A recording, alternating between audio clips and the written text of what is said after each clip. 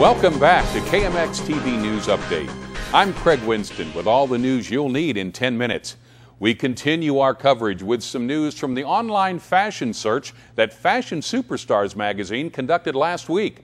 Fashion Superstars have developed an algorithm which analyzed millions of photos online in search for the next internet fashion superstar.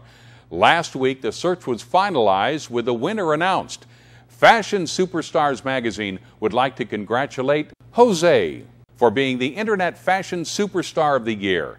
This is the first contest to date which utilizes technology of the future to make decisions that would otherwise take years to do manually. Don't go anywhere. We'll be right back with more amazing stories on KMX News Update. For more information on how to become a fashion superstar, visit Flixpress.com.